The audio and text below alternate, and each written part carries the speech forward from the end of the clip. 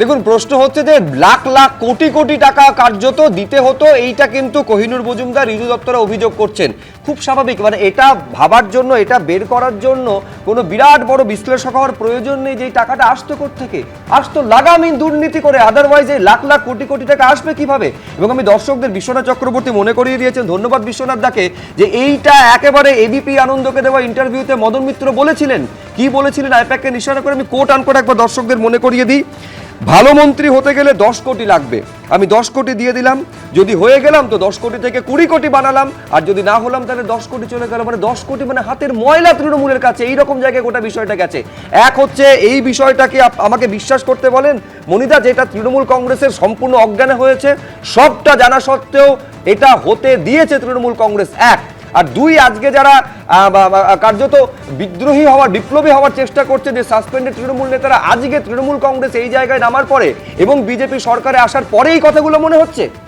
দেখুন, এরা সহজেই এই একটা কথা কালকে একরকম বলেছে, আজকে একরকম বলেছে, বলে দিতে পারে। দেখুন, বিমলদা বলছিল না যে তৃণমূল দলকে তুমি একদিন তাও সাপোর্ট করেছো। দেখুন, আমি কোনোদিন সক্রিয়ভাবে তৃণমূল কংগ্রেস করিনি, কোনোদিন দেখবেন না কোনোদিন মিটিংয়ে গেছি, কোনোদিন ঝান্ডা ধরেছি। আমাদের হচ্ছে একটা, আমরা কংগ্রেসই ঘরানার লোক, মমতা ব্যানার্জির আমরা ফাইট দেখেছি, তার সঙ্গে দিনের পর দিন আমরা ধর্ণা দিয়েছি, বসেছি, তার প্রতি যে একটা আবেগ, তার থেকে তার জন্যে কিছু বলা। আমার কথা হচ্ছে, যে ছেলেগুলো আজকে বলছে, আজকে দেখুন বিমলদা, আপনাকে একটা কথা বলছি, আজকে যেগুলো তৃণমূলের করাপ্টেড লোক যারা টাকা নিয়েছে, তারা কিন্তু চাইছিল বিজেপিটা আসুক, কারণ কি ফোকাসটা যাতে ঘুরে যায়, তাদের উপর ফোকাসটা যাতে না থাকে। আমি বলছি যে আপনি এক সময় তৃণমূলে ছিলেন, যে না আমি তৃণমূলে ছিলাম না, না এক সময় তো মানে তৃণমূলকে আনার জন্য আন্দোলনটাকে সাপোর্ট করেছেন, এরকম লক্ষ লক্ষ কোটি কোটি লোক করেছে, কারণ মমতা ব্যানার্জিকে তখন নিঃস্বার্থভাবে আন্দোলনে দেখেছে। সেই লোকগুলোর একটা আবেগ আছে, কিন্তু যারা এখন এই যে কথাগুলো বলছে, এরা তো রাজনীতির লোক নয়, ফলে এরাই তো কর্পোরেট সেক্টরকে বলেছে। এবং আমি একটা কথা বলবো, আমি একটা, যে এই যে এখন তো নিশ্চয়ই ইডি সিবিআই তৎপর হবে, অভিষেক যদি দোষ করে থাকে তাকেও নিশ্চয়ই জেলে পোড়া হবে, তার এভিডেন্সগুলো কিন্তু এইখান থেকে পাওয়ার কথা। এই যে রিজু দত্ত, কোহিনূর যে কথাগুলো বলছে, আজকের দিনে দাঁড়িয়ে টিভিতে জানা গেল যে কোথায় কোথায় কে টাকা নিয়েছে না নিয়েছে, এরা কিন্তু সেটা জানে। এটা কিন্তু একটা এভিডেন্স পাওয়া যাবে। মাননীয় শীর্ষেন্দু আমার সঙ্গে একমত হবে। ফলে মানুষের তোমরা এটা কিন্তু আর্কাইভে রাখবে, যখন দরকার হবে কিন্তু আমরা কোর্টে প্রডিউস করব যে এই টাকাগুলো লেনদেনের ব্যাপারে এদের নলেজ আছে, কারণ এটা তো সাক্ষীর দরকার হয়। ফলে রাজনীতির লোকদের আজকে খুব অভাব। আমি বলছি, তুমি একটা দলে ছিলে, তোমার একটা আইডিওলজি আছে, তুমি যদি মনে করো দলটা খারাপ, তুমি তো কেউ ঘরে বসে থাকবে? তুমি কি আজকে বিজেপিতে যাওয়ার জন্য এই কথাগুলো বলছো? এটা কোনো বাহাদুরির কাজ নয়। একটা দলে থেকে সে দলের একটা নিজস্ব পরিকল্পনা থাকে।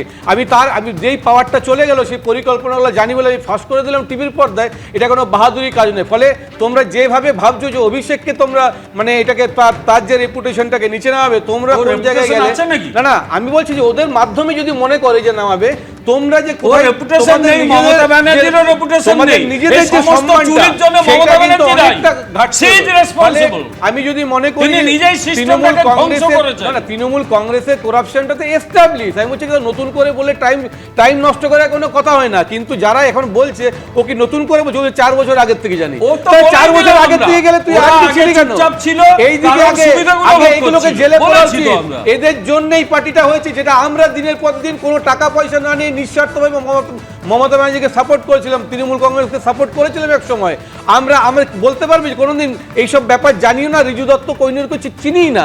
একদিন কোহিনূরকে জিজ্ঞেস করলাম অজিত পাঞ্জাকে নিয়ে, সে নাকি নামই শোনেনি, ইতিহাস ভূগোল কোনো কিচ্ছু জানে না। হঠাৎ একটা দলে যাব, তারপরে একটা মানে ফোন নিয়ে ঘাঁটবো, টাইপ্যাক এই নিয়ে কথা বলবো, কর্পোরেট সেক্টরে যাব। যখনই উনি তো নিজেও টাকা খেয়েছে, রিজু দত্ত নিশ্চয়ই এখান থেকে ফেসিলিটি নিয়েছে। তাহলে আমার মনে হয় বিজেপি এখন যে আছে, যখন তিনি করাপ্টেড লোকগুলোকে যখন মানে ধরা হবে, তাদের যখন সাক্ষী সবুজ হবে, এইগুলোকে যেন টানা হয়। এইটা একদম মনিদা বলছেন যে যারা এই কথাগুলো বলছে তারাও কোথাও গিয়ে সুযোগ পেয়েছেন, সুবিধা পেয়েছেন, অত সুবিধা ভোগ করেছেন।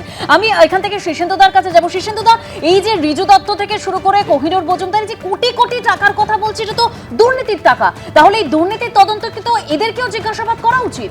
এরা এখন বিপ্লবী হচ্ছেন।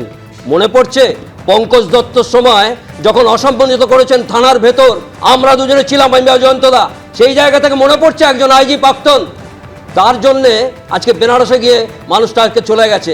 আজকে মনে পড়ছে এই বিরোধী দলের নেতা যখন 105টা আদালতে গিয়ে মিছিল করবেন, একটা মিটিং করবেন, গণতন্ত্রের যেটা প্রয়োজনীয় সেই জিনিসটা করেছিলেন? করেননি। আর একটা কথা বলতে হবে, আজকে কামদুনি থেকে আরজি কর, আমরা মামলা করছি এখনো পর্যন্ত, আরজি করের মামলা 12 তারিখে আছে, পরশুদিন। তা সেই জায়গাতে দিনের পর দিন কোর্টে বাইরে আমাদের শুনতে হয়নি? আপনারা বলেননি? আপনারা আমাদের তো অনেক কটূক্তি করেছেন, তখন তার বেলা কি হয়েছিল? আজকে বিপ্লবী সাজছেন সবকিছু নিয়ে নেবার পর, আজকে যদি আপনারা আবার আসতেন তাহলে কি করতেন? বড় বড় কথা, আজকে চ্যানেলে পর্যন্ত আমাদের বিরুদ্ধে কত কিছু বলেছেন, সেই জায়গাগুলো মনে পড়ছে?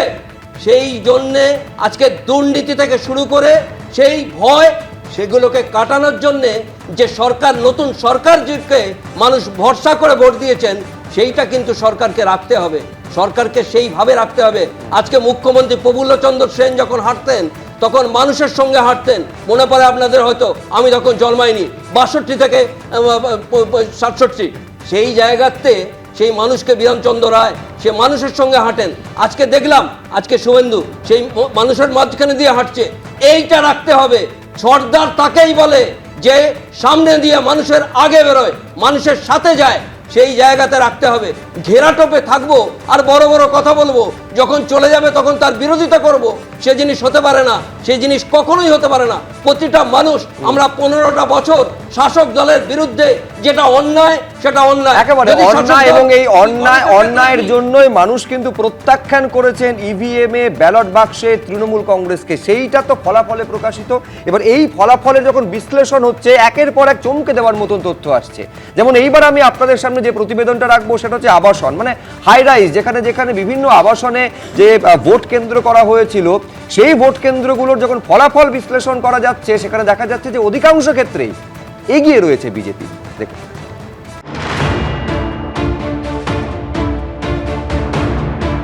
নিশ্চিদ্র নিরাপত্তা, রেকর্ড ভোটদান, 1.5 দশক পরে পশ্চিমবঙ্গে রাজনৈতিক পালাবদল, তৃণমূলকে সরিয়ে রাজ্যে প্রথমবারের জন্য ক্ষমতায় এসেছে বিজেপি।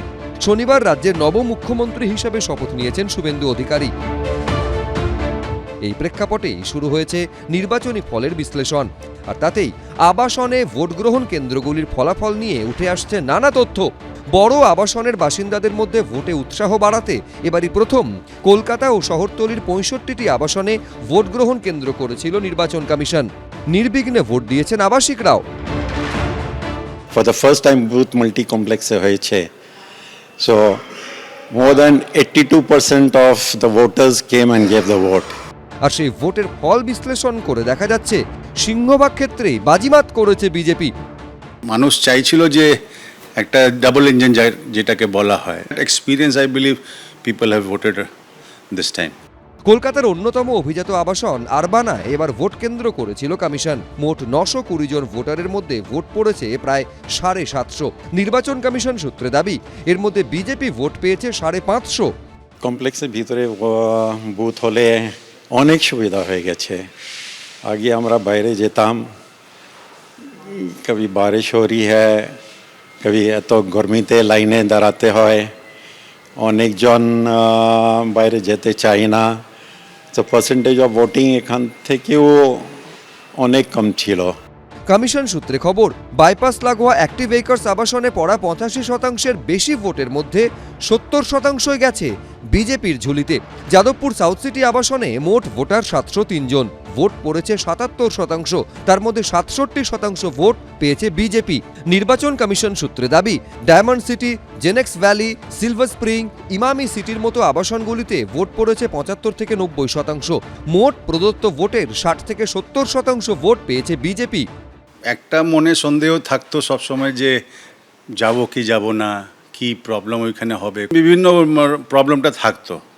কিন্তু এখন এইখানে একটা কমপ্লেক্সের মধ্যে যখন বুথটা হয়ে যাওয়ার পর তো অনেকই সুবিধা হয়েছে, তাই জন্য আমি আশা করি যে, মনে করি যে অনেকটা পার্সেন্টেজ, ভোটিং পার্সেন্টেজটাও বেড়ে গেছে।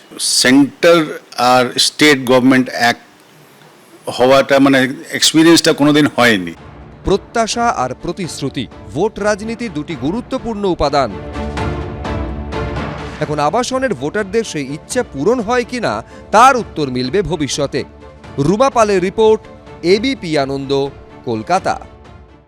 এবিপি আনন্দ, এগিয়ে থাকে, এগিয়ে রাখে।